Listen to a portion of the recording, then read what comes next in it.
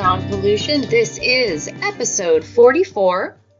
This week I have the honor of interviewing Adem. He's going to be talking about his recent album release that he did fully on his own, sobriety, his inspirations, what got him started in music, and all that good stuff. I don't really have any other updates at this point, so we're just going to launch right into the episode. All right, everybody, I am here with Adem. Adem, why don't you introduce yourself to the listeners of Sound Pollution? All right. So definitely my name is Adem. I guess if we're going to go off of like a little bio with music, we'll go with the basics. I'm 29 years old. I'm a male from Cleveland, Ohio. And I think I started playing drums when I was younger, and then for lots of bands. And then I decided I want to start writing my own music, so I had to do that with piano. And that kind of leads me up today. And there's some other things in between, but I think that's a good bio to start with. Okay, so you started with drums when you were younger. Was that your initial, okay, I'm going to try music? Or was there more of like that kind of came about when you started playing piano? Definitely the drums. So my parents told me, like, we got to get this kid something to hit on that isn't like the walls or whatever they didn't want me hitting. So then they bought me, like, baby's first drum set, and it was like this tiny little plastic thing. I don't know. I guess maybe it was just something that like I just needed to do, and then I never stopped doing it, and I realized like I can make noises, and then I just kept playing like ever since I was 9, and I thought that's what I was gonna do till I died. Honestly, I just thought I'd be a drummer. Yeah, I still am. What was it about the drums that was so? I mean, other than not hitting people, what was it about, or walls or inanimate objects? What was it about the drums that you found so enticing? I think it was punk first, because punk had like this energy, and I think I just had a lot of energy as a kid. So it wasn't like a violent thing that I needed to hit anything, but it was like, when you hit something, obviously I like to hit stuff, but then I went from like that plastic kit to like hearing like my first drum head that had like some oil in it, and you could tune it, and then you've like just felt this like noise, and you're like, I'm hitting something and there's a noise. So it just like, so I don't know, I guess that's when it clicked pretty much. And just, I don't know, I just kept hitting, and it was like perfect. And then other people could play guitars over it, and it was like, but yeah, it was like, any kind of like punk music when you're younger and you just want to play shit really fast. And that was like, seemed like the best way to do it. So what made you want to start playing piano? I mean, was it just to write music? Yeah, like I was kind of, I had a lot of ideas for like how to, I think, write songs. So the only way I was able to really get that across without just being, I could write songs just giving people directions and patterns with drums, but I couldn't really convey like that melody or like the emotion that I would have behind something, like an idea. So it wasn't going to be guitar, because like guitar is like just not, it was never going to work. It never will. So I figured like, man, I think I have like pattern and rhythm in my blood, and it's not too far from what you can do rhythmically like on a drum set that you can do on a piano. So, and by all means, I'm not like a great pianist, I guess maybe you'd call it, but I just needed some kind of tool to be able to like get those ideas out, I think. Was there a defining moment for you? I know you said like you just knew from drums on that music was a thing for you, but was there like a defining aha moment where you were like, there is no turning back? I don't think so. I don't know. I don't remember. I mean, I do remember probably relatable stories of like maybe playing in front of people for the first time, and like just that feeling you get that like, wow, this is like something other than Brandon and Jerry and Ryan are hearing, like my bandmates or whoever in the room, that other people are like listening to something that you've probably thought about way too much. And I don't know. That was like one moment, I think. But then like most of it after that, I believe maybe some of my like drug use had an effect on that. But in general, it was just kind of like, this is just too good and kind of a little too unexplainable maybe. But yeah, just playing with other people is really cool. It's just like a nice way to connect when you both feel like a chord in a room. It's just Right. like it's like when you go to see like a live band for the first time and you feel like the instruments like amplified and they like rattle your chest and they like burn your ears a little bit. It's like you can't wait to like go see another band, you know, like similar to that maybe. It was similar to that, but you wanted to be on the stage. Sure, yeah.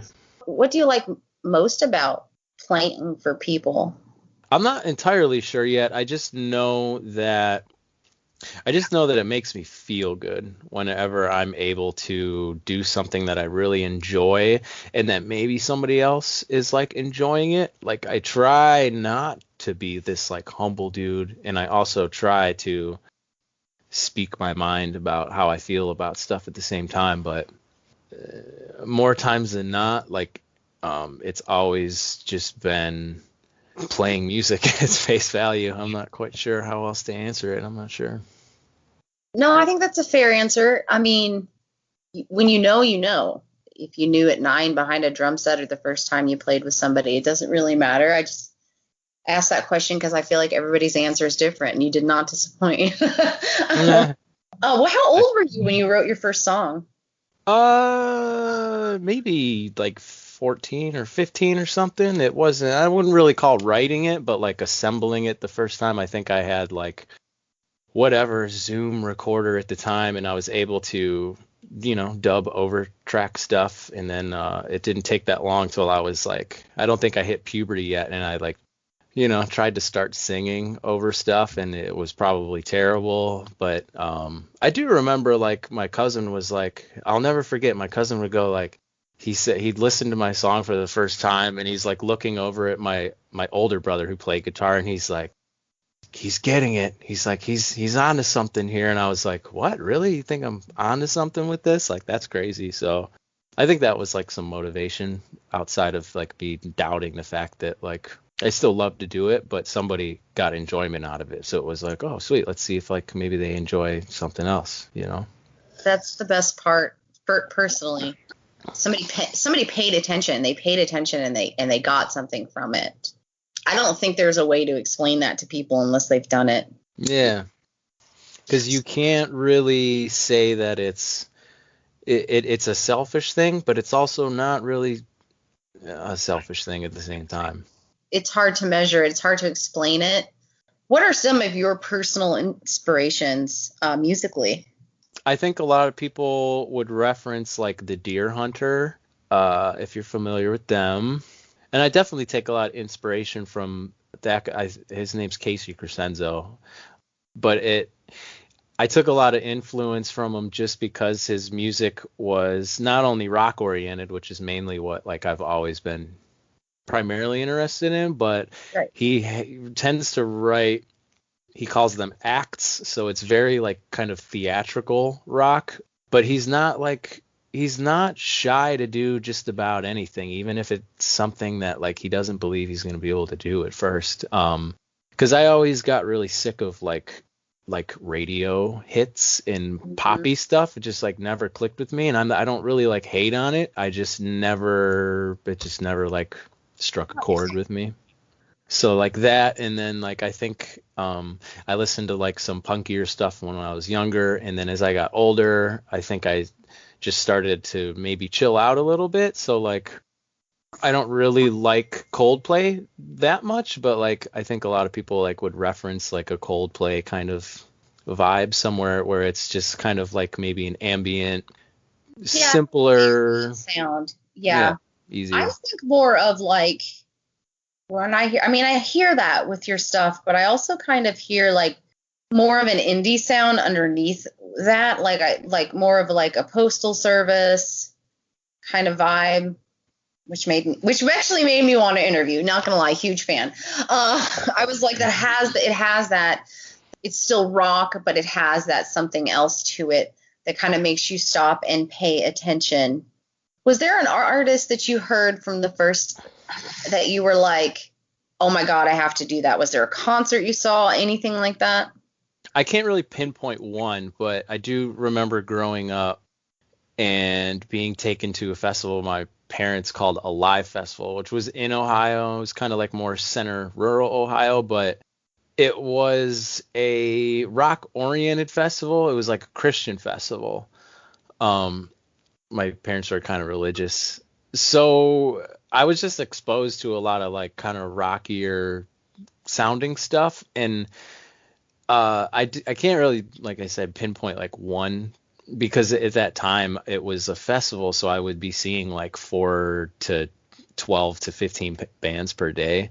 So I just heard, within that realm, I was able to hear all these different bands at once. And it was just like the coolest thing. Like I didn't really care if like there was people next to you like pushing you or moving you, or if it was like this sad kind of like sway. It was just like you could just watch these dudes that were like really stoked to be like playing whatever the hell they were working on with. But I didn't really understand it at the time. I just thought like, man, this is like so different than like waking up and like going to school and figuring out what you're going to do to like make money from your chores or whatever. It was just like it was kind of a cool escape, really. Like an eye-opening moment. Yeah, you can't really get it anywhere else. It's pretty different. I think I felt the same way at my first rave, but that's another story. Yeah. It was like, man, it was like I was on, I had friends that were DJing there, and it was in the middle of nowhere. And they had like complete control over this sea of people that they'd never even met. And I was like, yeah, man, if you can do that with any type of music, I can totally see the draw of that. Yeah, it's like, I don't know. It's like quirky just to think like, oh man, these are just like some vibrations that are like affecting my life or whatever, like minuscule way to downplay it, but it's like just the truth. Like I almost really wouldn't care too much if like people knew who I was doing it. But at the same time, if you know that you're like responsible for like making somebody happy in that moment, like that's like a little bit cooler than like holding like the door open for somebody at like the supermarket or whatever, So I'm going to jump into your recent album, Like a Cannibal. Why don't you tell them about that? Or Cannonball. I read that wrong. Let me try that question again. Did you say Cannonball? That's hilarious. I'm gonna start calling it that. I write like a 3-year-old. You know what? I'm gonna leave this in. I'm an idiot, listeners. A cannibal. I'm so sorry. I actually listen to every single track, but I write like a toddler. So. No, that's okay. No, I didn't even catch it because it sounds very close when you have this like Skype 180 kilobyte per second quality coming at you. Well, it looks even closer when you write it like I do. All right. So well, the name Like a Cannibal is from a lyric in the song. But just like as simple as it sounds is to like eat one's own, I guess, if you could put it.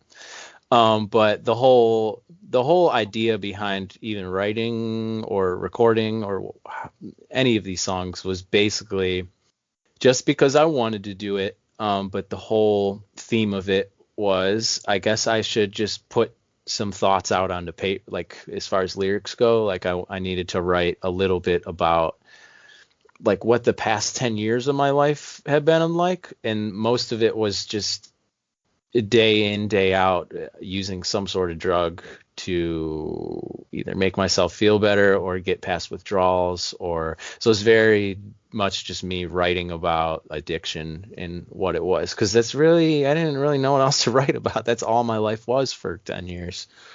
So the whole album is very themed on like drugs and alcohol. So it's a little darker. It's not like uplifting. It's not going to be your Christian station favorite. That's okay.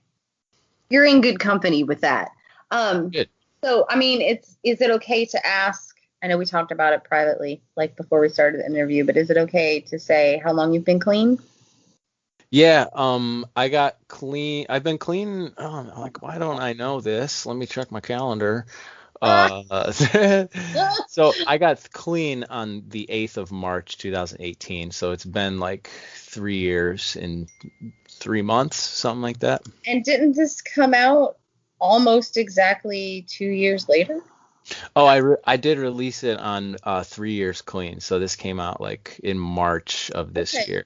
That had to be like both emotional and celebratory that you wrote about your experience and then you released it at a like a sobriety mark, I guess, for lack of another term.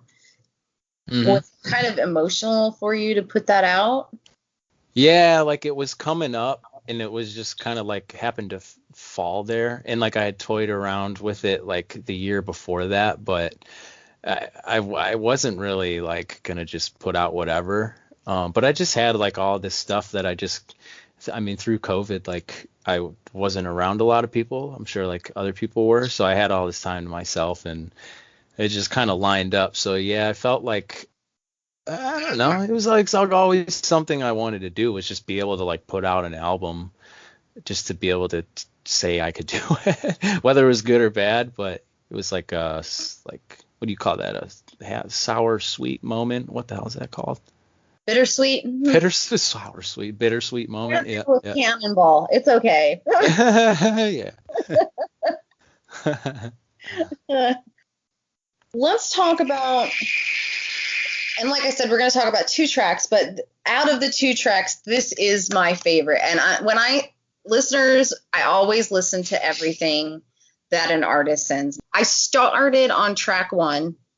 I kind of did the same thing with Stacking Pennies too. I started on track one, and before I knew it, the album was almost over. I listened to the whole fucking thing. But this track is my favorite. I love the way you use nature to explain this individual's or yours, I guess, what they were going through. It's called Pollen Strike. Tell me more about that. Pollen Strike is, yeah, like you said, it's like using nature to describe. Well, so striking pollen, I guess, like to be on strike is to almost not want to be a part of maybe looking at why your own life or somebody else's life is the way it is and like not feeling compassionate for it. So I do use a little like obscure, it's kind of vague, I guess. But in general, like I think like I'm trying to remember the lyric for the chorus. Why can't the earth spread love like this? So it's just like outright saying and wishing in the back of my mind that like people would just be more compassionate to maybe not understand, but just I don't know, show compassion or at least nod your head and pretend Understand. that you understand. Yeah. Sympathy versus empathy kind of deal there. Like the trees in the springtime. Yeah, exactly. Everything's kind of going to have a cycle with that. So it just makes sense to, but it ties in a little bit to like how I felt during like a certain moment in my life with it because well, it was stimulants at that point. So there was a lot of up and downs with the stimulant use. And there was a lot of times that you feel spiritual when you're actually just really dead inside. So it was like a self-reflection that I tried to like put out into words because thinking about a lot of those times when you were that like fuzzy and you felt like you were on top of the world and realizing back on it that you were so dead, you just kind of, I don't know, like I guess maybe I felt sorry for myself a little bit in that moment.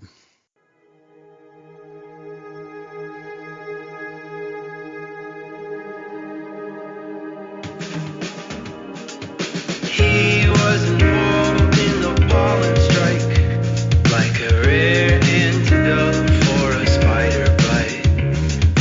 Winds came and went, falling Fahrenheit, while the dander and the antigen danced in the air they shared.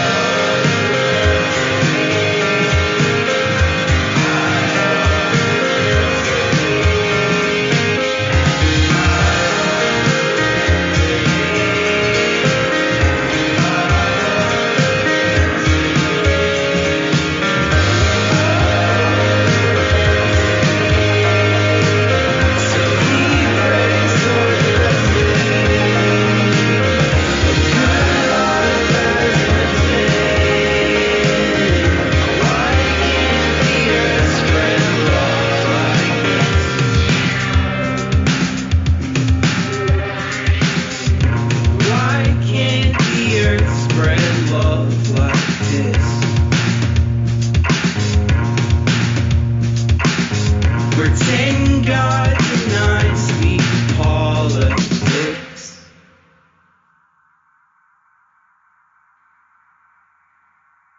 Yeah, I loved the way you use nature to explain how God, this is going to sound super hippie-like, but to explain how we all interact and our vibes interact with each other and our feelings interact with each other. And, what are you breathing in?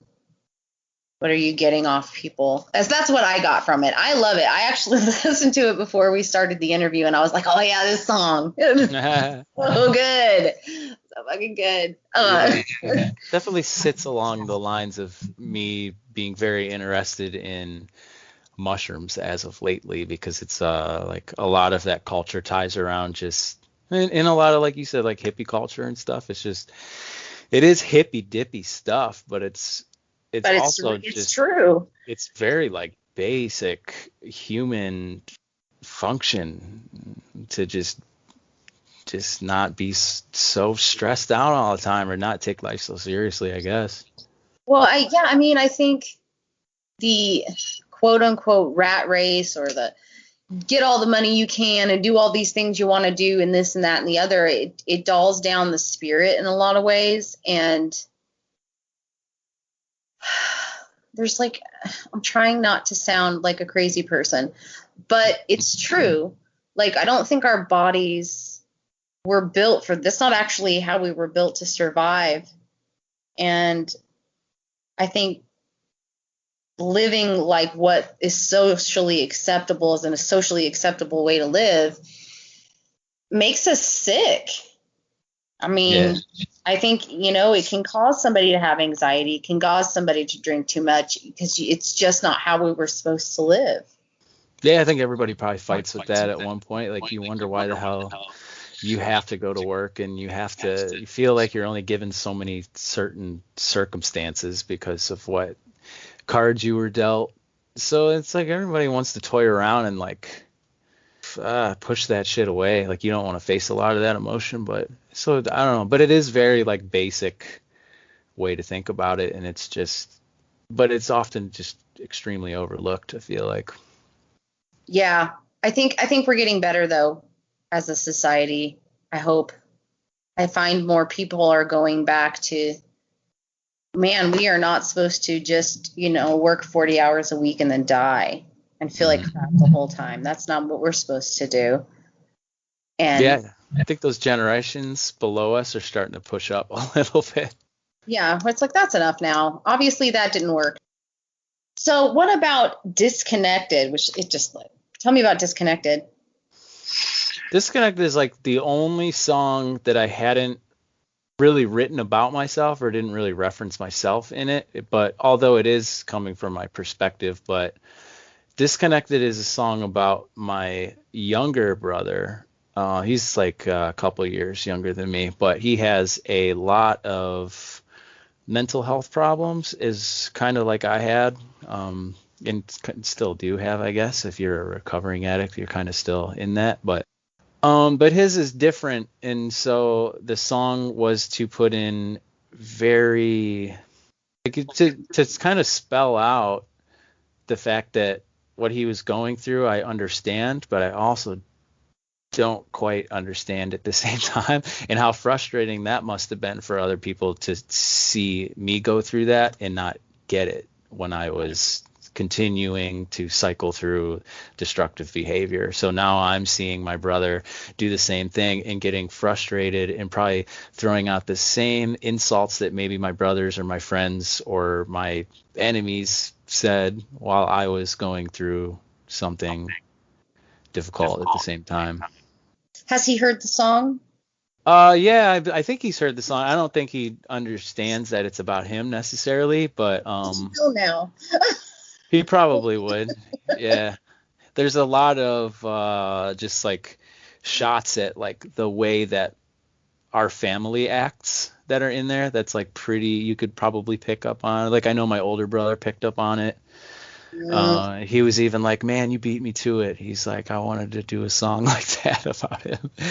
But yeah, it's not meant to like put him in the spotlight or anything. I didn't like I don't mention his name or anything like that, but it's like you just feel bad about it because you hear the way that he's going about it with his mental illness, and you wish something better. And then you have these times where you get over the frustration and you just feel terrible about it, and you can only talk so much about it that like all of a sudden, like me and in the way that I love like sadder music, it's like the perfect thing to do. Like I can just like create my own feeling out of it.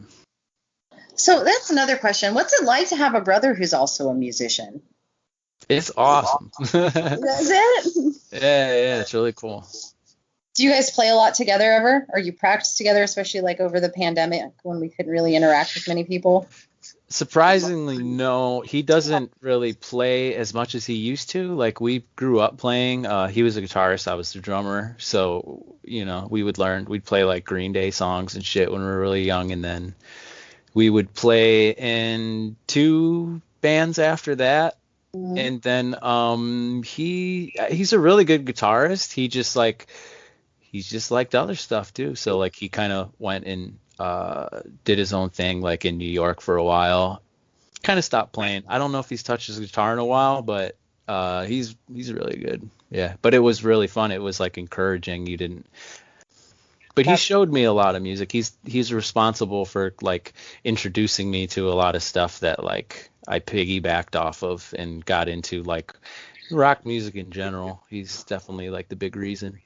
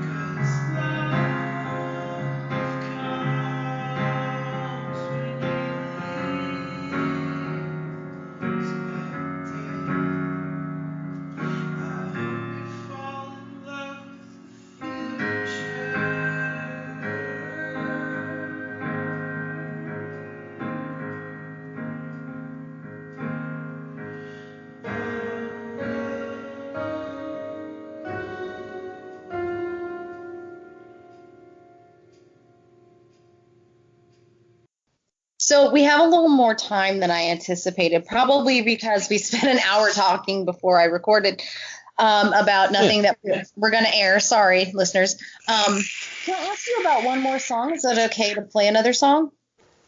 Yeah. Okay, so tell me about Evergreen. Evergreen is a song, again, from my perspective, but it's more of like the brash reality of, okay, I've got so many days clean, and I'm realizing that life, they talk about the pink cloud when you get clean, which is like you're just kind of in awe at the fact that like you're not doing the same thing you were just doing for the past however long. So I'm in that like pink cloud stage, but I'm also like faced with this reality that like these people that I'm getting to know in my life they're not all going to make it, and I might not even make it, because like a lot of people that are addicts, like more than not, like they don't make it, they die of the disease. So it's like a big reflection on that. So Evergreen is kind of like the forest that you see that is very beautiful, that can get hit with a wildfire and it just turn very like completely opposite in an instance. You seem to use a lot of nature in your lyrics, and your lyrics are very poetic. Is that just how you've always written, or is that something you tried new on this album? Wasn't even quite sure I was like going for that, but I guess when I do write a lot of songs, they earlier ones started with, and I can't think of the damn word, but it's a word used to describe something. It's not just me. What's that? It's not just me. Hold on, we're gonna erase all of this. Let's find the word. It's not metaphor. No, you're right. It is metaphor. It is my metaphor. God. Well, never mind. It's like it was that simple. You can leave that if you want. I'm gonna leave that in. No, it's metaphor, but like, and I think a lot of people probably, like, I know a lot of people that like you can't quite spell it out for people because that's no fun, and then you can't quite be super vague, so like metaphors tend to be that nice way of like giving you a welcome into like trying to figure out what it is you're talking about if you want to be a little secretive about it. So like the metaphors were always an easy outlet to get my point across, and I don't really know why nature tends to come up. I think you're the first person to point this out, honestly. Just Evergreen and Pollen Strike. You use it in little ways throughout the entire album. Those were some kind of the later stuff that I think I did, and I that point in my life, which wasn't that long ago, maybe like a year ago, I just started getting into like foraging and mushrooms and being outside and realizing like, damn, like my body really benefits from this. So maybe that had something to do with it. I'm not quite sure.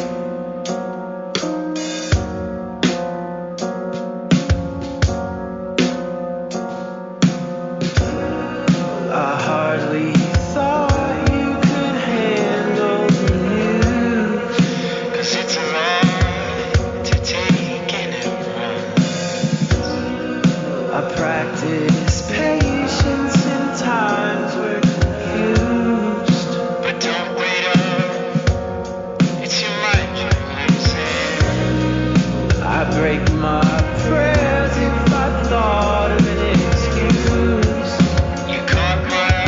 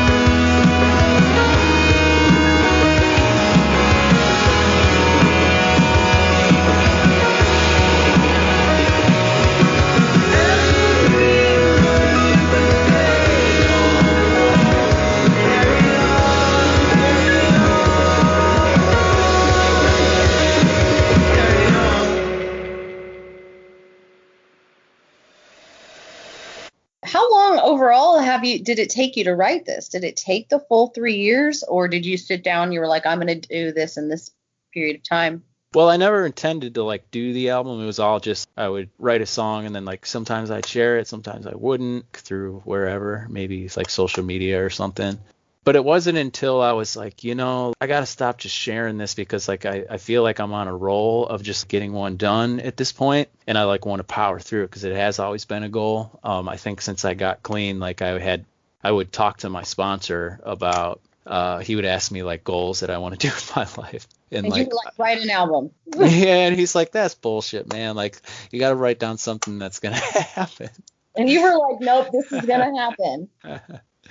Yeah, and like, although I believe that writing an album is probably considered like a big accomplishment, maybe, it doesn't feel like, this big behind the work, like I don't have like a label behind me. It was just something that I just, at one point, I was just kind of on maybe an autopilot mode, and I was like, oh, like, it's either now or never, whether it's good or not. Like, it just, at least maybe you can get 12 songs on a CD or something.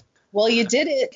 Do you have any advice you would give the new musician or the musician who wants to finally sit down and write that album? I guess I could give it advice, but I'll try to maybe just nutshell like how I went about doing it. However, whatever you're comfortable with. Yeah, so like I said, like I wasn't really going for the album. At some point it clicked, but in order for me to be able to do this, I needed an instrument that made some melody. So once you can make like some pitch and noise other than just like a drum beat, you're good. But drums are nice too. So at that point, like I had already gotten into collecting recording gear and figuring out like Logic Pro and other programs and plugins. So instead of having to rely on somebody else to carve out their time to help you with something, like I just it was just so learn how to record. Yeah, I mean, it's not the only way, but I was able to be I owned the schedule, so I could do it. If I was feeling like I had this idea in my head at 4 a.m, I'd just go in the other room and I would knock it out. So yeah, I think that's important, and it's not hard to do these days. Like, no, it's gotten easier over time, which is a blessing and a curse at the same time. Yeah, definitely. You said it. Yeah. Before I let you go, do you have any social media you would like to shout out? Any way people can buy your music, your Bandcamp, all that? Yeah, though you could go to my website, which is just poorconure.com, and that I believe just kind of defaults to like my Bandcamp. And that's POORCONURE.com. Yeah, Poor Conure. Conure like the bird. It's kind of modeled. Again. Yeah, that was nature in my room. That was my actual bird. I had a buddy that I went to high school with who did the art, Mike, and he kind of just took a real picture of me that had my conure sitting on my back. She was the one that I kind of abused during my addiction, so that's where the name Poor Conure comes through. And like I forever feel like I tortured that bird because I was hungover or trashed or feeling like shit in my room or whatever it was. So but yeah, you can go to poorconure.com, get it there, or like I don't know, everywhere like Spotify and like YouTube, but you don't have to pay for it, like I do other stuff too, obviously, because it's not craziest music in the world. Whatever, it's really good. Stop. I'm just in the stage where I'm trying to gather musicians that are in the area that want to start playing them out. So my goal was kind of, instead of working with another band to get this together and try to conflict ideas, I would write music and then I'd ask you, do you like this? Do you want to play it? And then like there's no ifs, ands, or buts. Yeah, so I'm just waiting for people to try to hop on board. I want to thank you again for being on Sound Pollution, Adam. I really appreciate you. Raynell, thank you very much. This is kind of unexpected, but an unexpected gem, really. Oh, thank you. All right, everybody. I want to thank you for stopping by Sound Pollution this week and having a listen. I hope you enjoyed it. I want to thank Adam again for agreeing to be on the show. Please make sure you drop down into that description section and show him some love on his Bandcamp page and his website page. As always, please like, follow, and subscribe to Sound Pollution on whatever listening platform you are using. and social media as well. Be love and make some noise.